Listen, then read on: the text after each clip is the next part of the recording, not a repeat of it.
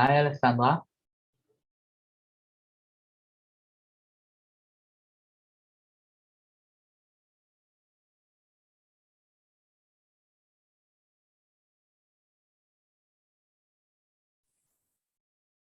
Hi, Alessandra, can you hear us? Hello, hi, yes, I can hear you. I hope you can hear me and see me. We can hear you and see you perfectly. Perfect. I'm trying to communicate with the second speaker, Getty, because she registered through the normal channel for registration, and I sent her the password and the link for the speakers, but I do not think she's seeing her inbox. So there is anything that you can do from your end to do so? It is the same. I have a WhatsApp. I think it's the same. It's the same link for speakers and for participants. Ah, it's the same. Okay, because I saw you send one to us. I thought there was a difference.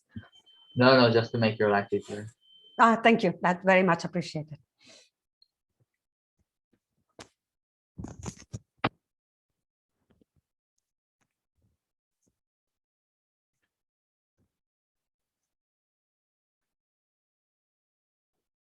No, I don't have a one. Okay.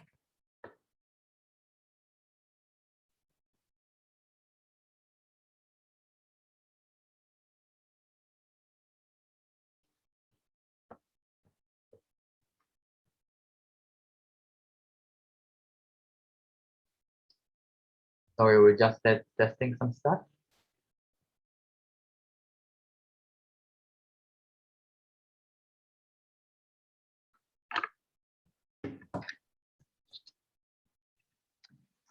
I'm going to take this opportunity to grab my suit jacket, and so I'll be back in a second.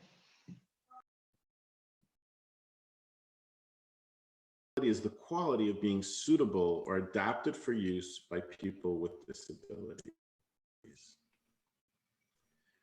Global Accessibility Awareness Day is commonly referred to as just GAD to make it easy. It is celebrated the third Thursday every May, and this is the 10th anniversary. Nathan, the quality is not the You best. can have lots.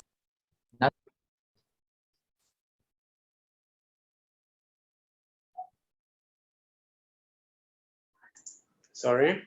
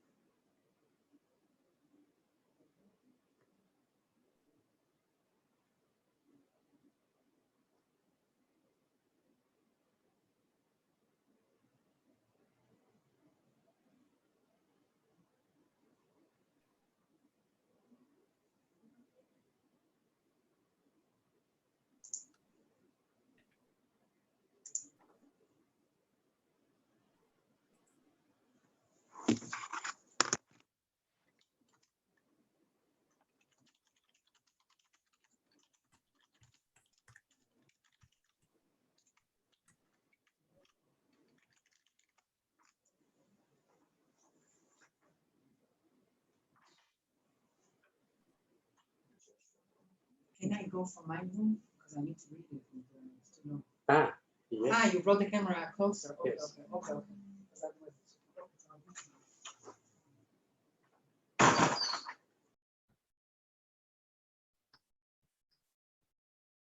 Hi, Igor, how are you? Hello, Nitzan. Good afternoon. Ambassador is on her way. Cool. We have a few more minutes. There's a lot of people in the waiting room, but we'll wait until time to let them in. Hi, Yuval. מה נשמע? שלום יובל. מה נשמע? How are you? בסדר גמור. We hear you a bit low.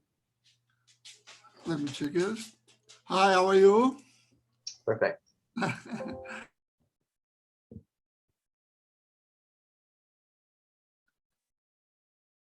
Do you know if Michal is with us as well?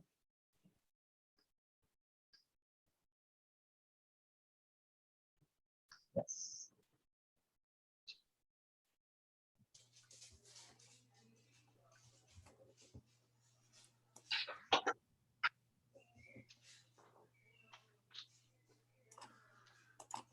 אהלן. Hey, מה העניינים? רק לוודא שאתה שומע אותי טוב, כי אני עם מיקרופון חדש. שומע, we hear you perfect. Thank you very much. Thank you for joining us. היי, אודליה.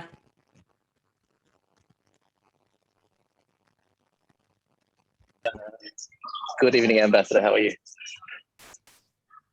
Oh, is she there? No.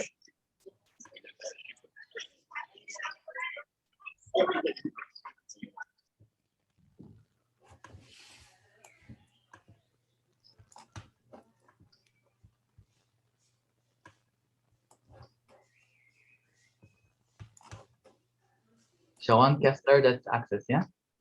ניצן? כן. Are we doing the visual description of everybody at the beginning, or you were doing that? Okay. Yeah, I took your notes and I'm gonna introduce everyone. Perfect. I'll give the example in the beginning. Okay.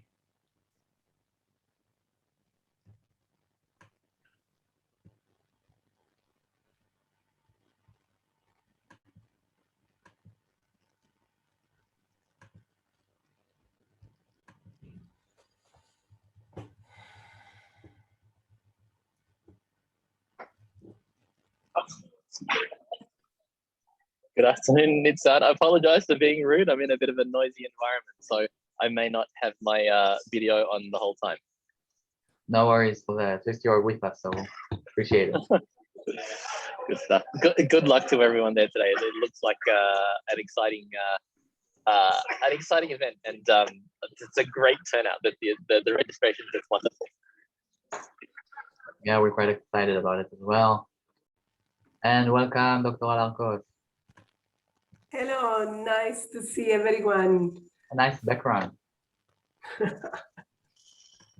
Good to have you with us as well. Yeah, good to be here and see all mostly well-known faces.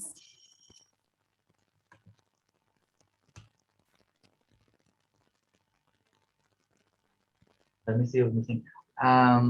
Alessandra, do you have any note from Gertrude? No, and I'm going to try again now. Perfect, thanks. No problem at all. We have 5 minutes, so it's okay. Yeah. Merav, can we do a sound check as well? I actually said hi and I didn't understand why no one answered me. So it's good. Only now I can see that I'm muted. No, now we can hear you and we can see you perfectly. Okay, very good. So hi, everyone. Hello. Afternoon. Odelia, how are things in Israel? Better. We hope. It was a really, really rough time the last week. Yeah. All the years that I escaped from sport lessons. Yes. I catch it on this last week for running outside to the door or sleeping on my wheelchair, but we hope for good. I hope so too. I hope so too.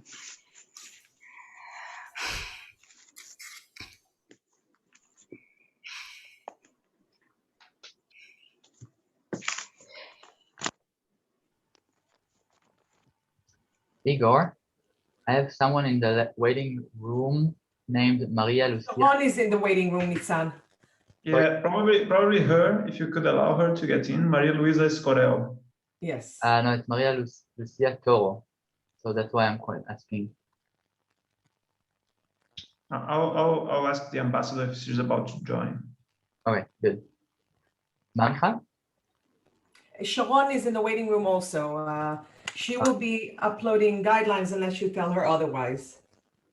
Okay, I'm putting Sharon Kessler. Okay.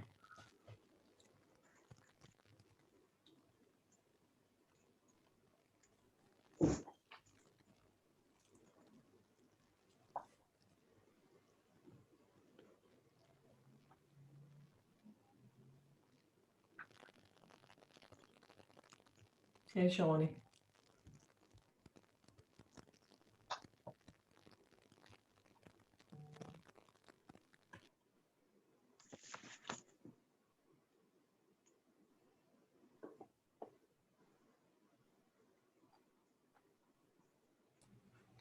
Hi, this is Nathan from the Israeli mission. I will just share the screen with a waiting sign, so that when we open the event, people see that it's going to start. Okay, and we'll wait a couple of minutes. There is only 25 people in the waiting room so far, so we'll wait a couple of more minutes before we start. Okay, in the meantime, maybe just mute all your microphones, and Nitzan, I'll just let you, when you want to start, when you feel we can start, you start speaking, and I'll deactivate the screen sharing. Okay, we're missing 2 of our speakers. Okay, so we can just wait, we can wait. Worst case scenario, we'll join them after. It's 5:30, so you can, I think you can open. Okay, Brian, just remind you to please record the event as well. Nitzan Gertrude just confirmed that she's connecting. Perfect. So only one. No worries. We have Igor, any news? Sorry? Any news from your ambassador? Not yet, but she might be about to join because I spoke to her in about 5 minutes, about 5 minutes ago. Perfect. Maybe she's just getting in.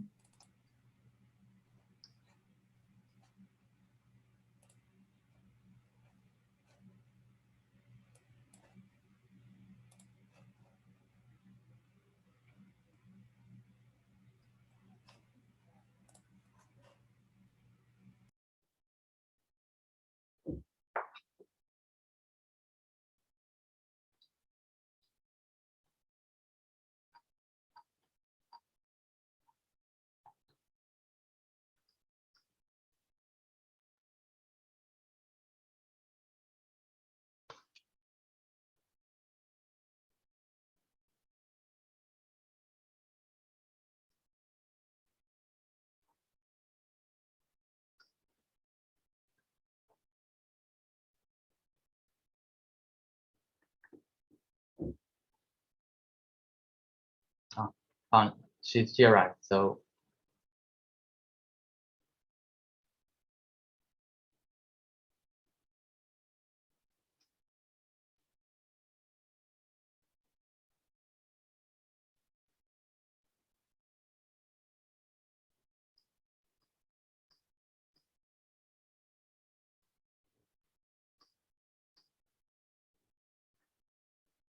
Nathan, I think you can open the waiting room for everyone.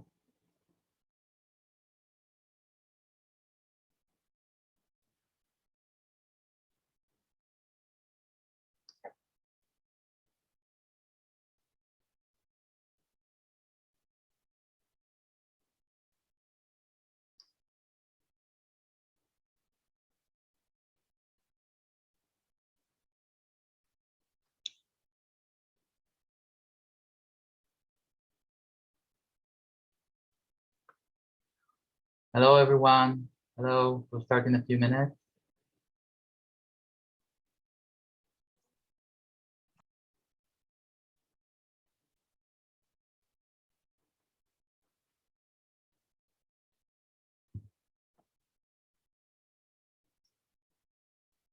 Hi, everyone. It is 5:33 in Geneva, so I will start. We have a packed agenda. Good morning, good afternoon, good evening, everyone, and welcome. I know we have many guests here from all around the world, and we're happy to have you. In the last year, we had many virtual events, and I know it wasn't always easy for everyone to participate. So here is a bit of info on our event today. In order to be more accessible for persons with visual disabilities, we will ask our speakers to give quick visual descriptions when introducing themselves. So let me set an example and do the same. My name is Nitan, and I'm the counselor at the Israeli mission in Geneva. Today, I am wearing purple suit and tie. I have short curly hair, and I'm sitting in my office, which honestly looks like any other office. For those of you who need, we also have sign language interpretation provided. You can You can pin their square so that you can see them while seeing the speaker as well. Their names are Ramon Wolf and Clark Denmark. You can find them in the names under IS Interpreter 1 and 2 and pin them to your screen. Thank you guys in advance for the hard work. We also have automatic captioning. You can turn on the captioning by going to the bottom of the screen and clicking on CC. I will ask all our speakers to speak in a slow pace and as clearly as possible. I will also try to do the same. We have a busy agenda, as I said, and many excellent speakers. I encourage all of you guests to add your comments in the chat so speakers will be able to address them. Let me start by giving the floor to my ambassador, Ambassador Merav Lon-Shachar, to open the event. The floor is yours, Ambassador. Thank you very much, Nitan, and I will also follow suit. Just to describe myself, I have dark hair, shoulder length, blue eyes. I'm wearing a black jacket with some white mixed with white. And as Nitan mentioned, I'm the Israeli ambassador here. I have to say that this past week have been very difficult for my country. And although the difficulties, we decided to continue with our webinar today because of the importance that we all attribute to the topic. So I'm very pleased to open today's webinar, The Right to Health for All. In a few days, on Monday, actually, WHA, the World Health Assembly, will open. We will discuss there many items, as you can imagine, from COVID to other things. But one of the important things that we will discuss is also the resolution on the highest attainable standard of health for persons with disabilities. And today, we would like to highlight some of the changes and some of the important aspects of this resolution that will be adopted at the WHA. It's a change of approach. It's a change of approach from a medical approach to a more holistic approach. Disability is a human rights issue, it's a public health issue, and it's a development issue as well. And of course, the WHO as the public health agency should certainly be engaged in this topic. A world in which all people attain the highest possible standard of health and well-being can only be built if health systems are accessible to all and are inclusive to persons with disabilities on an equal basis with all others. This resolution that we have negotiated during the executive board, of course, was negotiated by many, not only by us, but with many countries. So I'd like to thank them all. Today, we are joined with co-sponsoring today's webinar is also with Australia, Brazil, and Germany. So thank you very much. I have to give great thanks to WHO Secretariat, and especially I would like to mention Dr. Alarcos Cesia, who is with us today. She's the coordinator of blindness and deafness prevention, disability and rehabilitation at the WHO that we have worked with her very closely on this particular resolution. Also, when it comes to civil society, of course, we are pleased to partner with the International Disability Alliance and with the International Disability and Development Consortium, not only in today's webinar, but throughout the negotiations on the resolutions. We have consulted with them greatly, so thank you very much.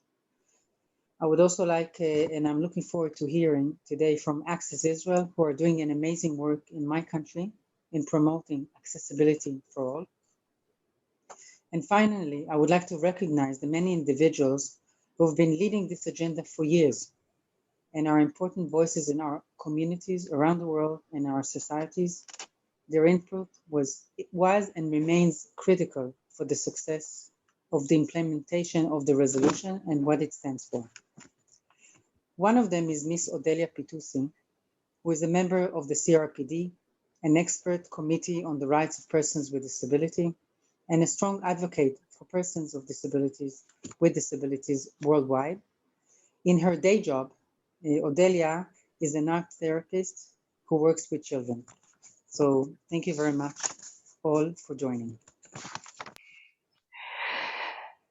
Shalom. I'm Odelia Fitoussi. I'm sitting on motorized wheelchair. I have a short hair. I'm wearing glasses.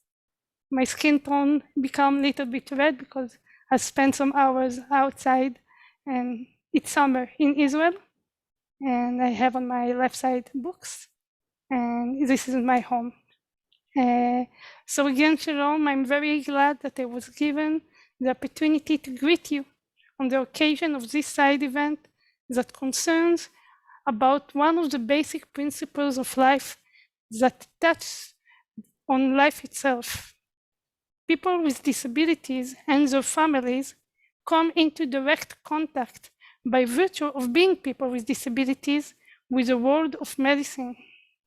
We are the main customers of this field and yet seem like an exception to it. The discourse is conducted over our heads. The accommodated equipment for us is considered a luxury, a special effort, a burden. As someone who was born with SMA, spinal muscular atrophy type 2, the medical world has been and still is intertwined throughout my life. At the beginning of my journey in the world, my kindergarten and elementary school were located inside the hospital. And to be honest, I spent more hours and days and long months in the medical corridors than the educational ones.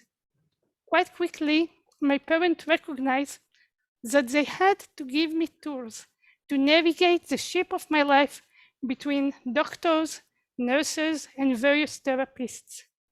They understood that I must be part of the discourse concerning my health, how complex it may be, that my saying is significant and powerful, that I have the right to choose. They believed that I would this way develop the responsibility and power to lead life itself, the real life that is out there. That's how, in between blood tests, physical therapy, and coping with inaccessible spaces, my perception of the world of right developed.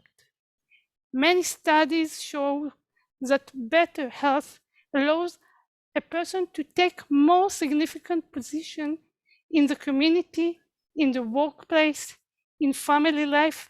Such a person is a social gain.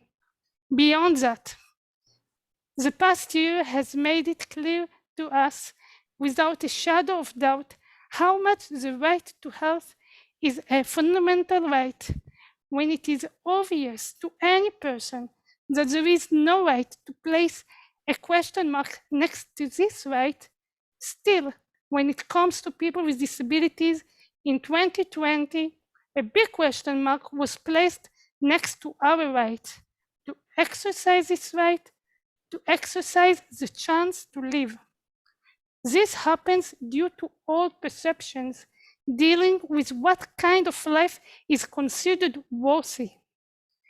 I claim that as long as people with disability are not a significant and effective part of discourse, are not a policymakers themselves, are excluded from being medical staff, leaders of various programs, we will never contribute our best to the world, and the society as a whole will lose. Therefore, this decision before us here is not some recommendation for benefit, goodwill, or kindness. It is a crucial infrastructure for all human beings for the benefit of life itself. In these days when the ground trembled beneath and the tough days we go through in my so beloved homeland, I find great comfort in this exciting event that strengthens the choice of our worldlings in the life. Thank you very much. Well, thank you, Odelia, and let me wish you also happy birthday. I know you celebrated a few days ago. As my ambassador mentioned, this was a joint effort, and I have the pleasure to invite one of the countries that were there with us from the first steps. I have the honor to introduce to you Brazil's ambassador, Maria Luisa Escorel de Moraes. I hope I pronounced it right. The floor is your Ambassador. Perfect. Thank you so much. Can you hear me well? Perfect, yes. Good. So, well, I have long hair, long brown hair. I have bangs, and I'm wearing a pink shirt and a shawl, and I have the Brazilian flag behind me on my side.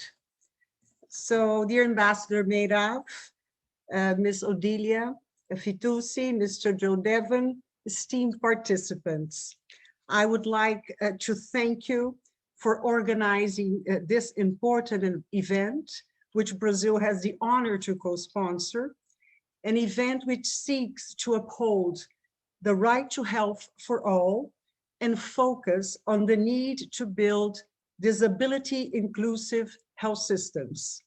The topics which will be touched upon today, such as promoting equitable access to public health services and information to persons with disabilities, especially during the COVID-19 pandemic, and the necessity to rely on their autonomy and informed consent are crucial and require more visibility and attention. The promotion of the rights of persons with disabilities is a priority for Brazil, and the Convention on the Rights of Persons with Disabilities and its optional protocol are key references for our national policies. The Ministry of Women, Family, and Human Rights, for example, in Brazil, has been actively engaged in strengthening relevant public policies that focus mostly on the most vulnerable. In the context of the COVID-19 pandemic, Brazil has implemented specific actions through a multi-sectorial contingency plan to reduce the burden of the health crisis on the persons with disabilities. This broad strategy encompasses measures on the economic, health, education, and social protection fronts. True to its engagement, Brazil was honored to be part of the core group of member states that, in partnership with Israel, tabled the draft resolution entitled "The Highest Attainable Standard of Health for Persons with Disabilities," which was approved during the last WHO Executive Board meeting last January. The text is a landmark in the treatment of the matter and offers important contributions to the promotion of health of persons with disabilities. In looking forward to today's discussions, Brazil reiterates its long-standing commitment to the promotion of health and rights of persons with disabilities amid its comprehensive promotion of human rights. I thank you for this opportunity and I wish very productive discussions. Thank you so much, Ambassador. As you know, today is also the Global Accessibility Awareness Day. The purpose of the day is to get everyone talking, thinking, and learning about digital access and inclusion and people with different disabilities. I have the pleasure to give the floor to the co-founder of the initiative, Mr. Joe Devon, and he pre-recorded a video for us. My name is Joe Devon, and I'm the co-founder of Global Accessibility Awareness Day, as well as Diamond. Today, I'm going to be speaking about the story of Global Accessibility Awareness Day. Accessibility is personal, but let's first define what it is. Accessibility is the quality of being suitable or adapted for use by people with disabilities. Global Accessibility Awareness Day is commonly referred to as just GAD to make it easy. It is celebrated the third Thursday every May, and this is the 10th anniversary. You can have lots of fun by following the GAAD, the GAD hashtag on Twitter and other social media. And please visit our URL at globalaccessibilityawarenessday.org. Now, what really prompted the creation of Global Accessibility Awareness Day is my dad's journey. And it all began with an indignity. You see, my dad, he survived the concentration camps and he just commanded respect when he walked in a room. He didn't have to say anything. As he got older, he started to lose his hearing, his vision started to go, banking on the phone became impossible. And it led to a situation where my dad lost his independence because he was unable to bank. Just getting to the bank physically would require using access paratransit, which meant you had to schedule it a day in advance. You had to wait outside in 100-degree heat sometimes for hours, or in a place without a restroom. It was just really impossible. And what was sad is that as a web developer at the time myself, I thought, there really should be a solution for this, and the solution should be on the web. Online banking should have covered this. And I just felt so completely impotent to make any kind of difference because the bank wasn't accessible. If a bank isn't accessible, well, what else are you going to do? So I wrote this blog post on an obscure blog called MySQL Talk, proposing that we create a day of awareness for people that build digital products, that they should make their products work for people with disabilities. And after I wrote it, I thought nothing much would come of it. But to my utter shock, Jennison Asuncion, who was a blind accessibility advocate in Canada and now heads an important team for LinkedIn, he found the blog post and said, hey, we're going to make it happen. And in 2012, Global Accessibility Awareness Day was officially born. And if you're wondering, if you're thinking about disability like, oh, it's just some random folks, it's a small percentage here and there. And if you think that it doesn't matter, just understand that this event went viral from year one. And so this year, 10th year, so let's look back on a few notable moments. Here we have a tweet by Tim Cook, the CEO of Apple, sharing that he invited Stevie Wonder to give a concert on the Apple campus. The big tech companies started to change their homepage for the day, from Microsoft, IBM, Yahoo, Apple. And then one really big moment, which I will leave you with, is this one. Microsoft released this Xbox adaptive controller, and they made a Super Bowl video with these 3 kids who are just incredible. I suggest you go and find that video because it explains better than any way I could. These kids don't want your pity. They don't want my pity. It's not inspirational, which is a common problem out there, that people try to make an inspiration out of folks with disabilities who try and get on with their life. These kids, all they want is to be able to play video games. And if we do our job right, if we consider the craft of digital product development to include accessibility and people with disabilities, we are going to enable these kids to play their game and lots of folks like them to interact with the web and with mobile apps. And if we don't, they won't, and it's shame on us. So I want to leave you with a positive note. We've made a tremendous amount of improvement. We're hitting a Twitter reach of 200 million, which is the active daily user count at Twitter. They all see the GAD hashtag. The awareness is beginning to get over there, and we're making lots of great strides. So hopefully in the next few years, we're going to see that accessibility is really going to have its moment and is really going to shine. And with that, I wish you all, thank you for creating a GAD event, and I wish you a happy 10th Global Accessibility Awareness Day. Thank you so much. My name is Joe Devon, and I'm the Thanks a lot to Joe for this great message. And let me move the agenda forward and move to some of our partners from the civil society that really helped us in drafting the resolution. And I have the pleasure to invite Ms. Alessandra Alessu from the International Disability and Development Consortium. Sorry, I don't like this word. And I will let you to introduce the next speaker as well. Perfect. Thank you. Good afternoon, good evening, everybody. It is a real pleasure for me to be here today. As Nitsan has mentioned, I'm Alessandra Alessu. I'm the co-chair of the Inclusive Health Task Group at the International Disability and Development Consortium and the Director of Global Health at Humanity and Inclusion. I I present myself also visually. I have long brown hair and I wear glasses. I have an oval face and an olive skin due to my origins, Sardinian origins. I'm Italian. And right now I'm sitting in Brussels at the background a white wall, but of a very traditional Brussels house with a fireplace at my back. I will now move forward, just spending a couple of words on this session of dedicated to access to public health information and introducing the next speaker.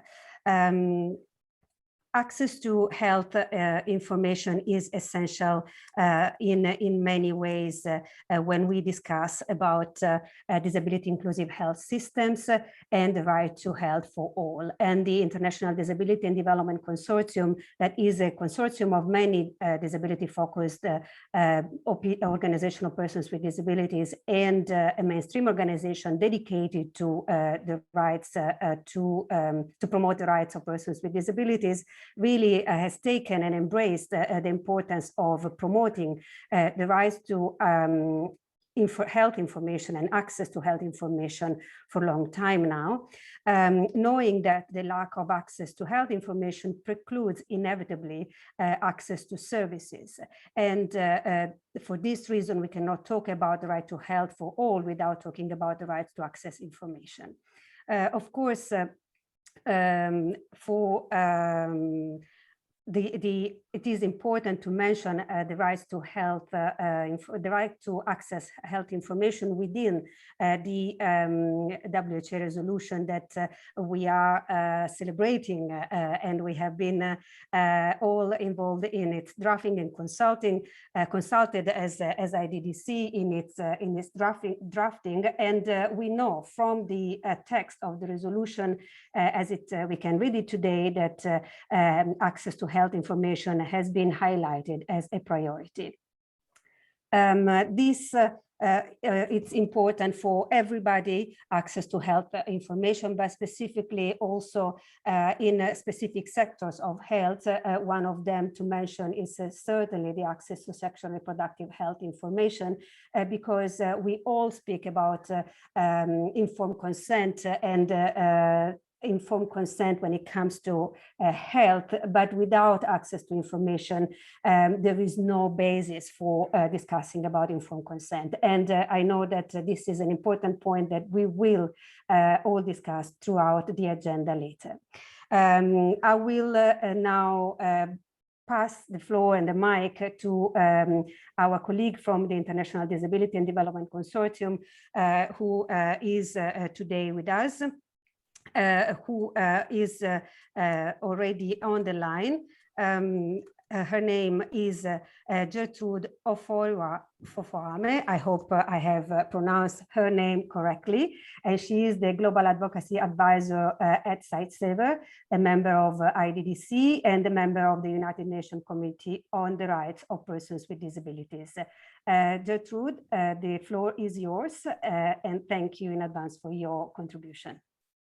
Thank you very much, Alexandra. Just repeat, yes, I'm Gertrude Ofoame. I'm from Ghana. I'm dark skin and moderate hair with strands of gray. And I'm using and wearing an African print. I think it's enough to save time. Thank you. So I would like to sincerely thank all the organizers for this notable event to mark the Global Accessibility Day. This year's event is very significant as it comes up in the year when member states of the World Health Organization take a critical decision on the resolution committing to ensuring the highest attainable standard of health for persons with disabilities. Let me briefly talk today about access to health information. So persons with disabilities needs it as a key ingredient for disability inclusive to health system in order for us all to achieve the universal health. So right to health information is vital and it has to improve health outcomes for persons with disabilities, as we persons with disabilities have the same rights as those who do not have disability.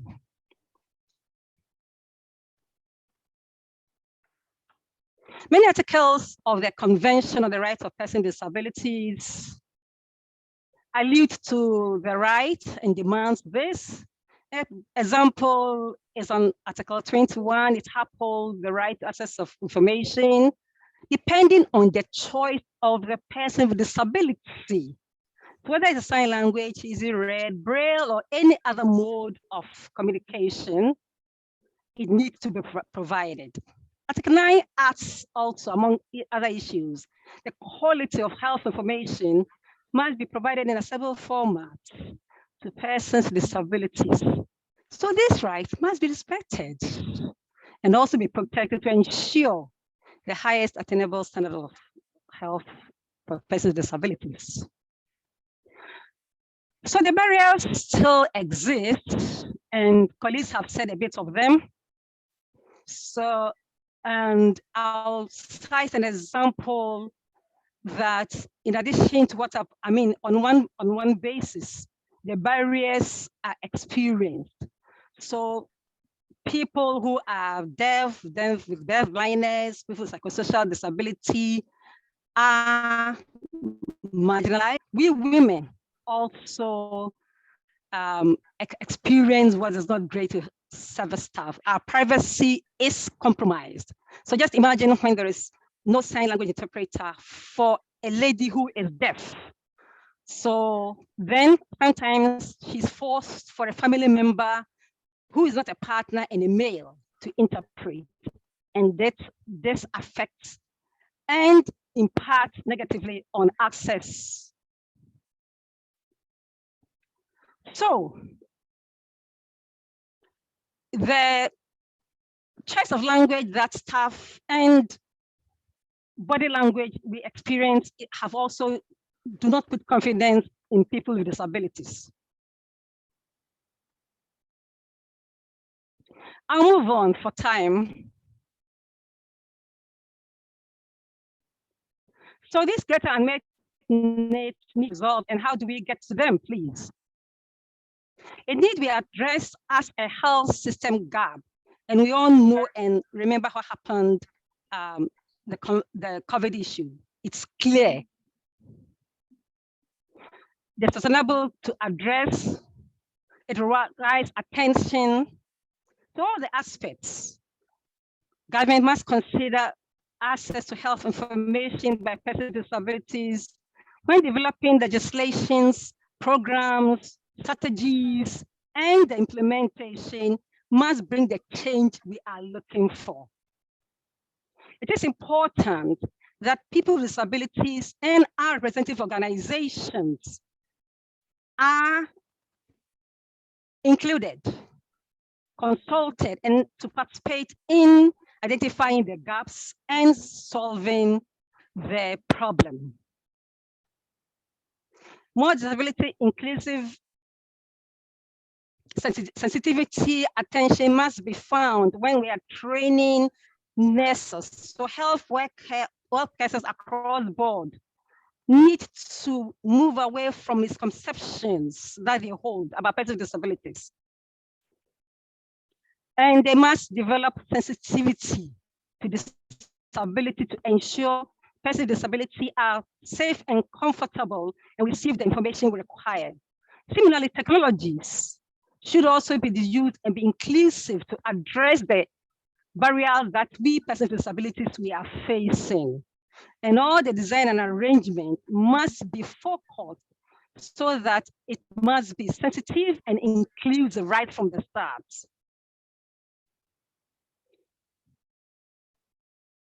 Otherwise, we cannot guarantee any standard of health for persons with disabilities. There's a listing to be tabled at the 74th Health Assembly, present a great opportunity for government, development partners, and leaders around the table to double down and strengthen health systems. And this is around the world, so that we can all be disability inclusive and protect the rights and health of persons with disabilities. I therefore call on all the states to unanimously adopt the resolution and work with health organizations and development partners to develop appropriate implementation approaches most suitable for each country. Before I say thank you, I wish to add that I'm a person who is blind. Thank you very much for your attention. Thank you, guys, for the second time for joining us. Very inspiring as always, and thank you for the important work you're doing. Let me pass the mic to Access Israel and to introduce to you Yuval Wagner, the founder and president of the nonprofit organization in Israel, doing amazing work with the main mission to promote accessibility and inclusion to improve the quality of life of persons with disability. Yuval, bevakasha. Dear ambassadors and partners, I'm bald, round reddish face, yellow polo in my office. Thank you very much for this important event. Thanks for the accessibility of this event with closed captioning, sign language, and all of us describing ourselves for participants with vision disabilities. This is actually only happening in the last year. Access Israel promotes accessibility and inclusion for all kinds of disabilities and the elderly in all areas of life. Specifically in times of emergency situations like COVID-19, the area of health becomes the most important area of all. Today, I want to emphasize on the importance of accessibility of information about health services for disability users and the importance of providing information on accessibility of health services. Detailed and accurate information on the services in the healthcare system is important for everyone, but it is critical for people with disabilities. Let us begin with basic information about accessibility of health centers. People with disabilities need to know these things in advance. As a person using a wheelchair, I need to be able to avoid going to a non-accessible place, avoid the disappointment. The difference between me and a person without disability is if I get to a place that is not accessible, I have no option to be examined or receive care. I am already in high risk group and need to monitor and limit my exposure to the virus.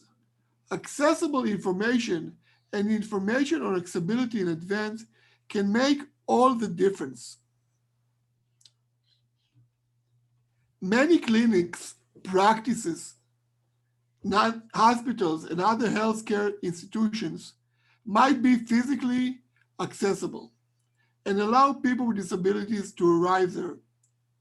But they are not accessible in the services they provide once you enter. For example, diagnostic equipment are often not accessible, such as the eye testing equipment or the height of the bed in the doctor practice is not adjustable, or the X-ray machine is too high to transfer a patient from a wheelchair to the machine, and many more examples. People with disabilities need detailed and accurate information in advance to know if the clinic is physically accessible and enabling if the diagnostic equipment is there accessible for them. This accessible information is very important and useful for people with disabilities because they can decide before they want to go to this clinic or if they want to go to another clinic that is accessible for them to get their treatment. I can share with you that in Israel, requirements by the law for every website providing services. Another angle which is important on the information in medical area is information on medicine, on medication, specifically for people with visual disabilities, people that don't have the abilities to read or understand or have memory issues.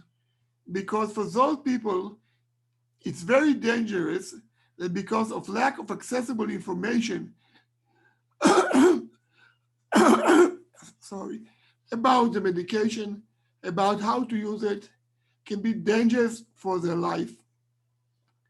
It is important to be aware that people with disabilities, blind people with cognitive disabilities, hearing disabilities, and more, have solutions on how to receive information in an accessible manner.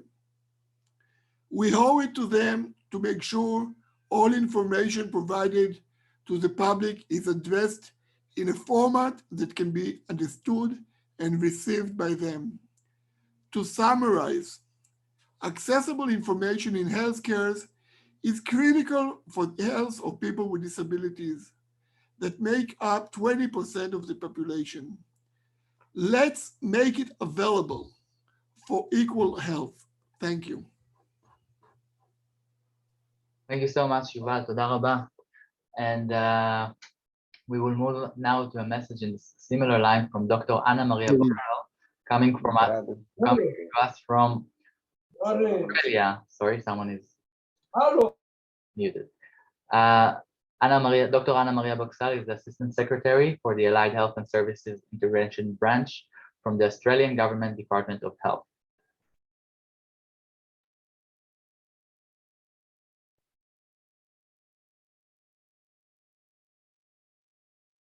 And we'll show the video in a second.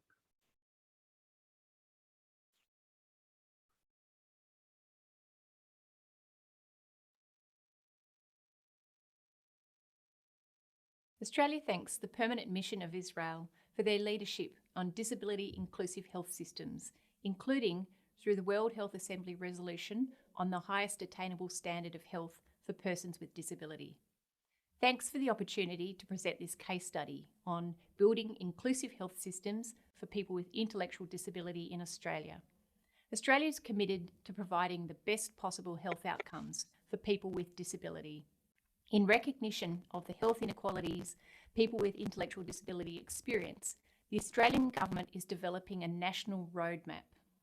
The roadmap is a landmark document that sets out a comprehensive range of actions to be implemented over the next 10 years. These actions target broad improvements across the health and disability systems. The key objectives of the roadmaps are to improve support for people with intellectual disability, their families and carers, to develop better models of care, to provide support for health professionals so people get better care, and to strengthen research, data and measurement. The roadmap has a strong focus on communication between health professionals and people with intellectual disability. This will empower people to make more informed and better supported decisions in consultation with their healthcare providers. The Australian Government has already made initial investments under the roadmap. A primary care enhancement program is being rolled out in 4 regions across Australia. This program will develop better materials and supports for GPs to engage with people with intellectual disability. After its evaluation is complete, it's intended to be rolled out nationally. Work is also underway scoping a National Centre of Excellence in Intellectual Disability Health. The centre will leverage existing centres and provide national leadership in the healthcare of people with intellectual disability. It'll also be a central hub of resources available to all providers. The Australian Government will also promote the uptake of annual health assessments for people with disability using best practice tools. Through regular annual health assessments, a person's unmet health needs can be addressed. This is critical to reducing the high rates of chronic disease and potentially avoidable hospitalisations. As a further measure, the Australian Government is investing in curriculum development in tertiary education. Research has shown that health professionals in Australia generally have minimal training caring for people with intellectual disability. As a result, many lack the knowledge, the skills to properly address the health needs of this group. The work on curriculum development will begin to equip emerging healthcare providers with the knowledge and skills they need to provide high quality care to people with intellectual disability. Extensive consultations were undertaken to develop our national roadmap. We consulted with people with lived experience of intellectual disability, their families, their carers, health and disability organisations and providers, and academic experts, as well as state and territory health departments who run public hospitals. The insights gained during these consultations had a major bearing on how we develop the roadmap. The Australian Government will continue to collaborate with these groups and others while implementing initiatives under the roadmap. We believe this collaborative approach will significantly improve health equity for people with intellectual disability in Australia. Thank you. Thanks a lot. And from Australia, let's move to Germany and listen to a message from Jürgen Dussel from the Federal Government Commissioner for Matters Relating to Persons with Disabilities. And we have another pre-record video to show you.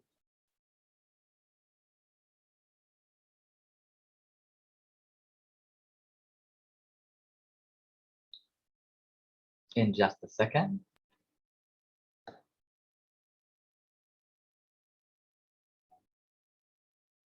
Gentlemen, dear colleagues. First of all, let me say that I feel very honored to have the possibility to talk to you today. The highest attainable standard of health for persons with disabilities is our joint mission.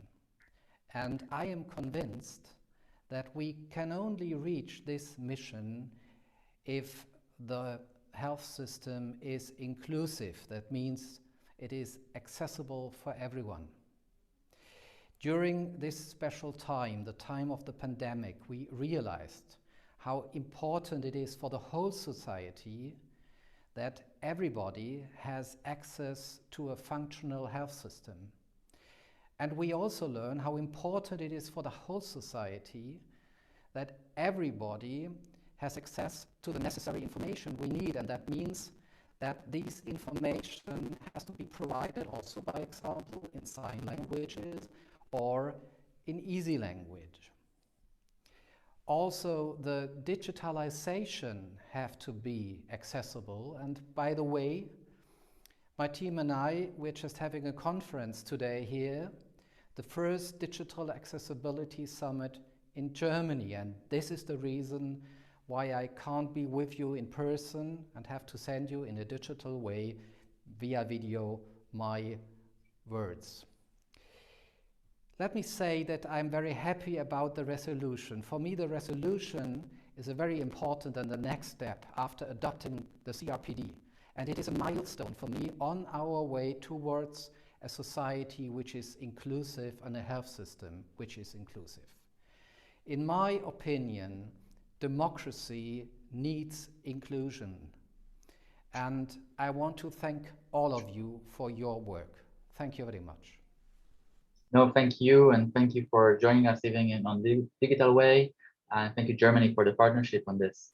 Let me move the mic now to Mr. Jared Klein, Human Rights Advisor for the International Disability Alliance. And we move also to another topic, which is autonomy and informed consent, which I know is very important for Jared to talk about. Jared, the stage is yours. Thank you very much, Nitsan. I'm a white man wearing a navy suit, a pink shirt, and a floral tie with a white background. I'll try and be brief because I know we are short on time, but I wanted to say that, first of all, the resolution is indeed a landmark resolution. It's the most progressive and CRPD consistent resolution in the World Health Assembly to date. And the process was very inclusive, and we're very grateful for that. We think that the title of this event is very appropriate. It's towards inclusive equality, and that recognizes that while legally much of the CRPD is of immediate effect, including non-discrimination and equality before the law. The reality is that implementation in some areas is very much a work in progress. So some of the obligations may have a slight aspirational sense, even if that's not legally the case. Now, informed consent, autonomy, and the exercise of legal capacity are interrelated and foundational elements of the right to enjoy the highest attainable standard of health. And we are very pleased that the resolution recognizes this, both in the preambular section and operationally, urging member states without discrimination on the basis of disability to provide health services and care of the same quality to persons with disabilities as to others, including on the basis of free and informed consent, respecting the human rights, dignity, autonomy, legal capacity, and needs of persons with disabilities. Now, while of course this reflects CRPD standards, it is not the reality, unfortunately, yet in many or maybe even most countries around the world.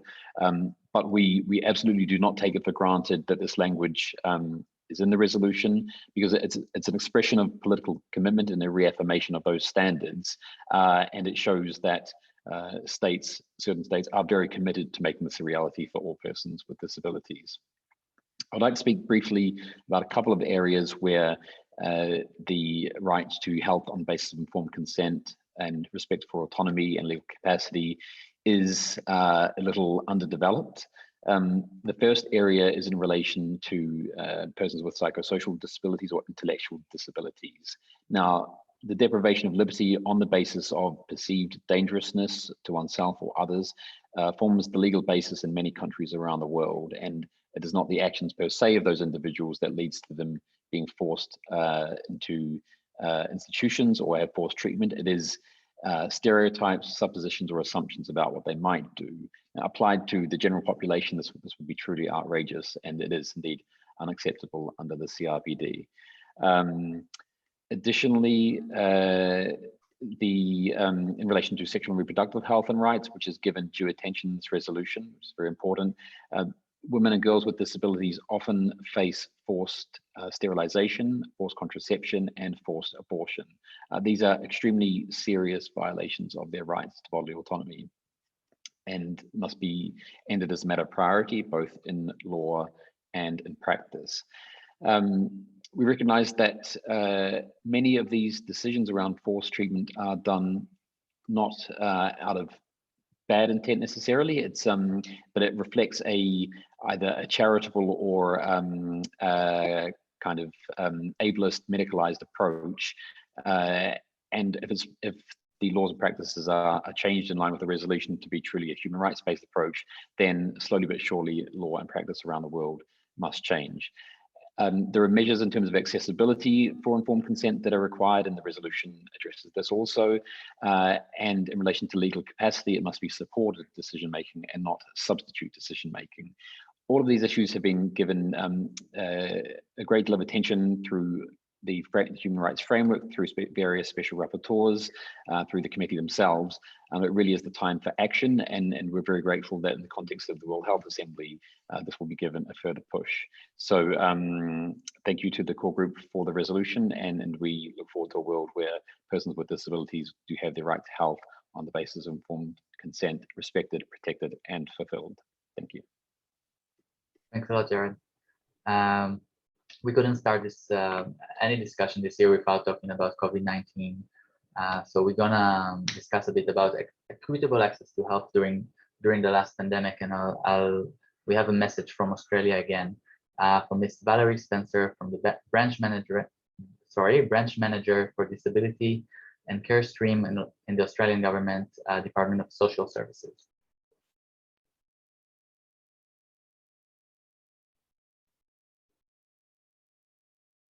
Good evening, everyone. It is a privilege to speak with you today ahead of the World Health Assembly. My name is Valerie Spencer and I work for the Australian Government Department of Social Services. The role of my department is to improve the well-being of individuals and families in Australian communities. This includes improving outcomes for people with disability. My department works closely with the Australian Department of Health, which is primarily responsible for the COVID-19 vaccine rollout. Today I'm going to speak with you about how Australia has supported people with disability to provide informed consent for the administration of the COVID-19 vaccine.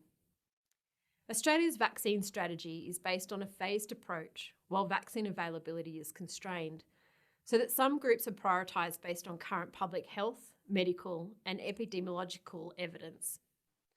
The first priority group, called Phase 1A, includes people with disability who live in group or shared residential settings and the workers that support them.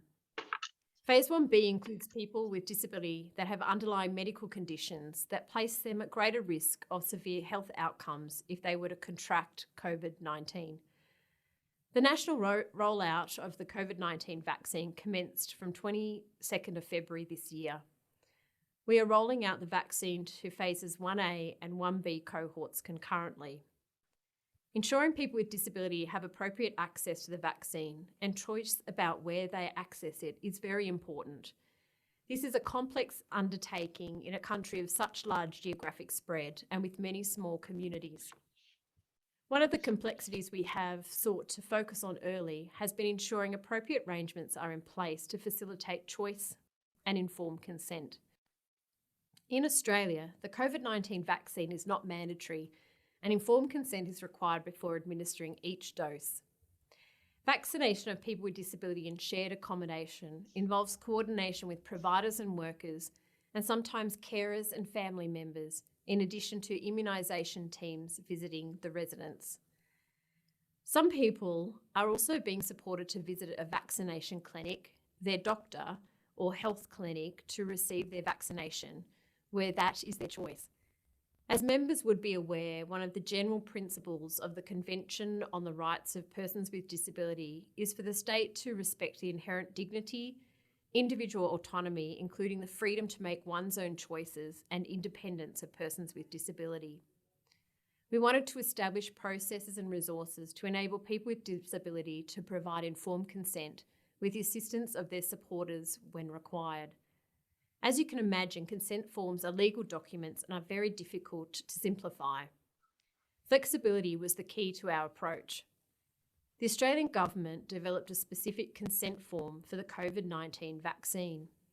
My department also developed accompanying easy read resources to help explain the vaccination process in easy to understand English supported by pictures. The easy read format is particularly aimed at people with intellectual disability, learning difficulties, and people with low literacy, and helps people to understand what the COVID-19 vaccine is and what it is for, the benefits of the vaccine, the risks and the side effects of the vaccine, and how to provide consent. People with disability and disability experts were consulted on the design of this information to ensure they were appropriate to the audience. An important principle that Australia has reinforced to providers is the need for people with disability to be actively engaged in the discussion and decision whether to have the vaccine. We chose not to make the consent form mandatory. The reason for this is to give the disability and health sector the flexibility to use already well-established processes to obtain consent. To give people with disability the flexibility to provide consent in other ways, including verbal, sign language, or using pictures. And the ability for substitute decision makers, such as a legal guardian, or a person who usually supports the person with disability to make decisions in accordance with relevant laws. Disability and health professionals are still required to keep written records as evidence of consent. There are many other things we are doing to ensure mainstream communications are accessible for people with disability, including Auslan videos and accessible documents. We are happy to provide representatives with additional information on these products on request. I hope this has given you a small snapshot into some of the challenges and how we are working to support people with disability through the vaccination rollout. Thank you for your time. Thanks a lot. Thanks a lot. And I can already see that we will be a bit, maybe 10 minutes over the time that we predicted. So sorry for that. And with that, let me give the stage to Michal Ramon, also from Access Israel, the CEO. Michal, the stage is yours. Thank you very, very much. And I'm thanking the invitation to be invited to such a great event. And we are always happy to learn, share, And I think this is the essence of what we're doing here today. Unbelievable, but we are in this crazy COVID pandemic for more than 1 year. In a way, COVID has many similarities with my main business, disability and accessibility. It is borderless, affects almost all areas of life. It is relevant to all. Its direct result are limitations, challenges we need to overcome. And we, as a society, need to make the necessary adjustments to overcome these challenges and make sure the quality of life, of services for all, is not compromised. One of the major areas of life affected, of course, was the health services. Now, more than ever, I think, there is a worldwide appreciation to our need of good health services. We all deserve it, leaving no one behind. People without disabilities encountered stress, fear, challenges, adapting to a world with masks, with social distances. But these hardships were tenfold for people with disabilities and the elderly. Think of the basic expectations we all have from our health services in general and specifically during these times. The expectation to be able to access information in advance is difficult if you are blind or with cognitive disabilities and the website or materials are not accessible. We expect to be able to go and enter medical facilities, to receive medical services and use medical equipment fitted to our need. Well, if those facilities or equipment, as Yuval mentioned, are not accessible, then people in a wheelchair or the elderly cannot necessarily come and get treatment as everyone else. We desperately need to be able to communicate with the medical staff. But if we have hearing disabilities, then the masks make it sometimes impossible to read lips or understand what doctors or nurses are saying, and make it difficult for people with disabilities themselves to express their needs. These are just examples, but we need to understand that different disabilities require different adaptations and to be sensitive and attentive to those needs. Unfortunately, when COVID hit all over the world, each country, each health service provider had their emergency time experts usually making the necessary adjustments to adapt their services to the COVID restraints. So important. But in many cases, these experts knew nothing about the necessary adaptations for people with disabilities and the elderly. Last April, it was made clear to us that we need to push the accessibility experts to the decision makers table to come up with solutions, regulations, methodologies decided upon by the various medical service providers, and making sure accessibility and inclusion are part of the process and not overlooked. Israel is known as the only country in the world where by law, every service provider every year has to go through training on accessible services. This is pretty amazing. Although the medical regulations in Israel in this aspect have not been finalized, most healthcare providers, including hospitals, have trained their staff before this pandemic. So the basic knowledge and sensitivity is being refreshed every year, and it was there to work with. I will add that Access Israel's methodology for these trainings, which was recognized by UNDESA as one of the best practices of 2016 in urban accessibility, is a great tool to take this human factor and turn it into a human ramp, providing tools, experiential trainings, opportunities to have direct interaction with people with disabilities themselves in order to better understand the needs and solutions for accessible services. Once COVID hit, it was clear we need to make adaptations. We took out guidelines to all emergency and essential service providers on the necessary changes and focuses they need to make in order to make sure that everyone can receive medical services in an effective, professional, and accessible manner during these times. We are glad to share these guidelines, and now in the link in the chat, you all can access it, and we are more than happy for you to take it and use it. Many countries around the world have already done that.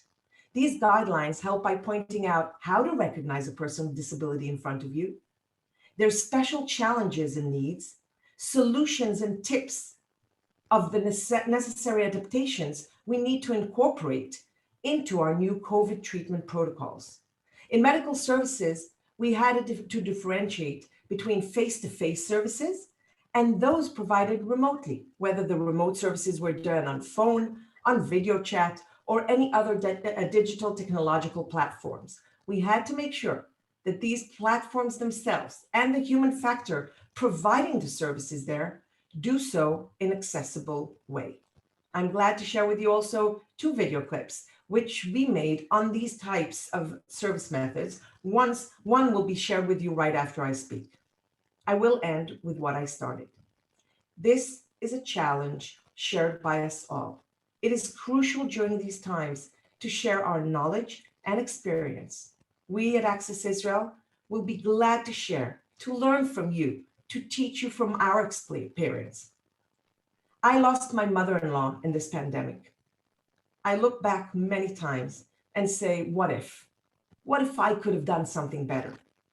We should not do that with the health services. We should do our best not to have to reflect back and wish we did better when it comes to health and accessibility of health services. Let's do everything we can to make sure the largest minority in the world and the elderly are not left behind. Thank you very much. Michal, thank you very much, and I'm very sorry for your loss, and thank you for all the very important work you're doing in Israel. We are a bit short in time, so I suggest we'll move to final conclusion from WHO, and once you finalize, we will show the video to everyone. So it is a great honor for me to introduce Dr. Alarko Seda from WHO. My ambassador already gave her all the compliments, but I want to add she was giving us all the support during this long process.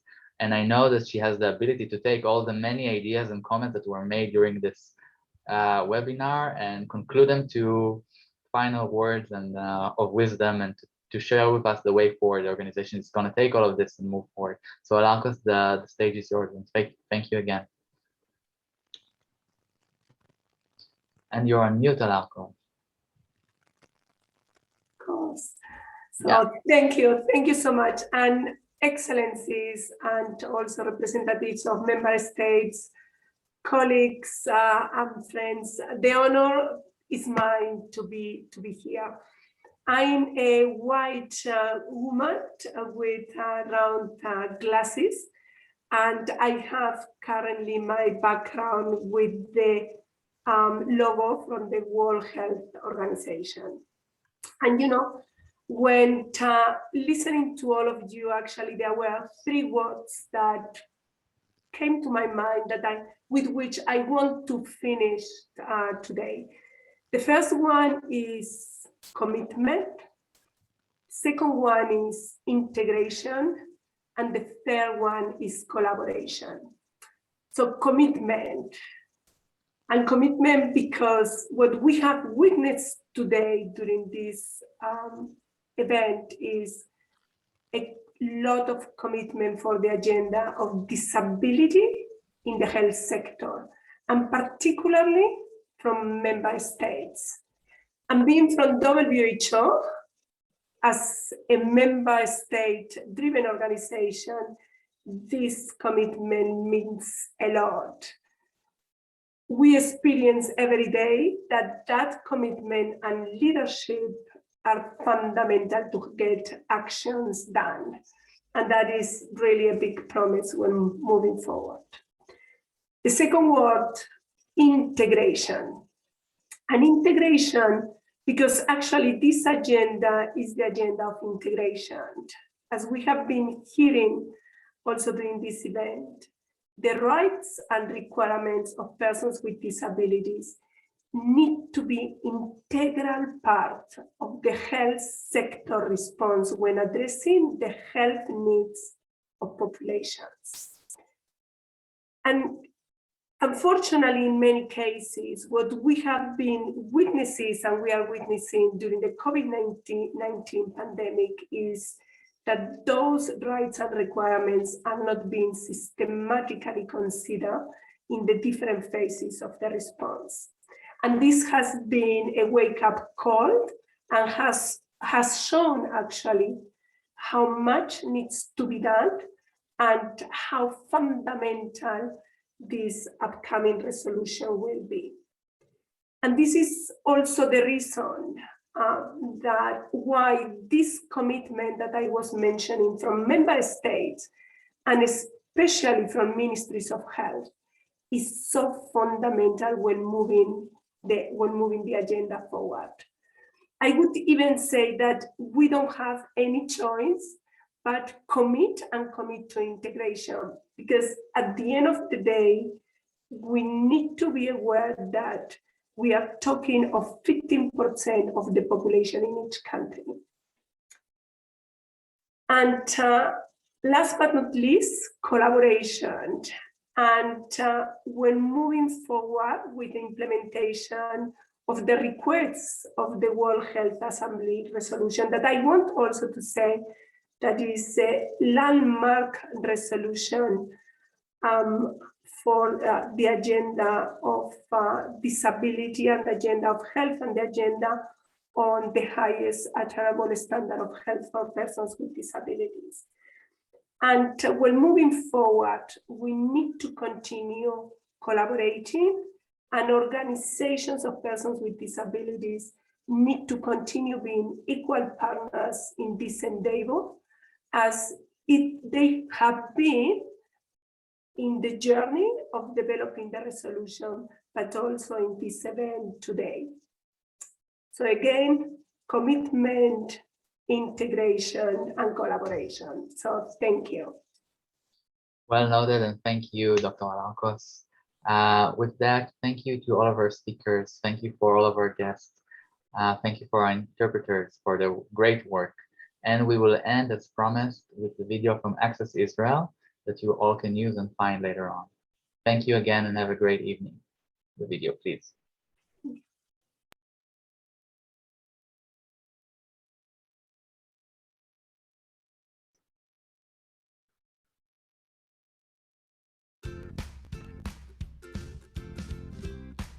People with disabilities and elderly people are the largest minority in the world.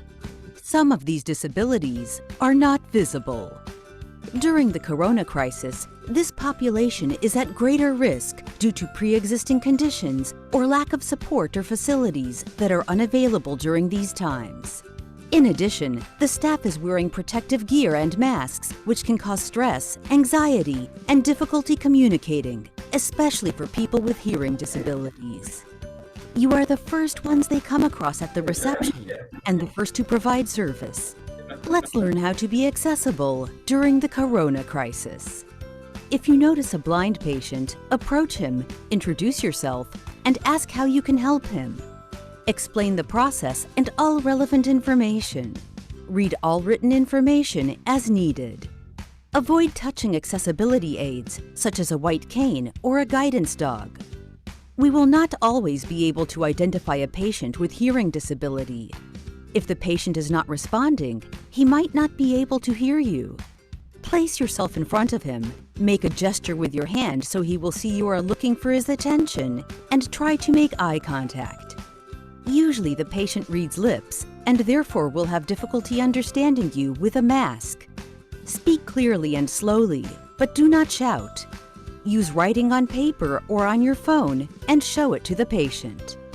When a patient with physical disability or an elderly person enters, talk to the patient and not to his or her caregiver. Ask whether he needs help. Enable the presence of a caregiver or family member if needed. Direct the patient to an accessible treatment room with an adjustable bed. Usually it will be difficult to identify a patient with autism or mental or cognitive disability, but please note that during a crisis, these patients tend to feel more pressure, anxiety, stress, and confusion. Be sensitive. Introduce yourself and try to calm him down. Use simple language and short sentences. Remember, providing accessible service depends on you. Act with respect and sensitivity to each patient. It is best to consult with the patient himself on the best preferred way to assist him or communicate with him. For more information and additional tips on accessible service during these times, please see our Corona Times Accessible Service presentation at the following link. Dear Service Provider, Together, we can make sure the service you provide is professional, accessible, and equal for all. Thank you, everyone. תודה רבה. Merci beaucoup. Thank you. See you next time. Thank you. Thank you very much. Bye. Wonderful Bye-bye. event. Good Thank news. you. Thank you. Bye. All Thank the you very best. much. Bye. כל הכבוד. תודה רבה. תודה, תודה. Ciao.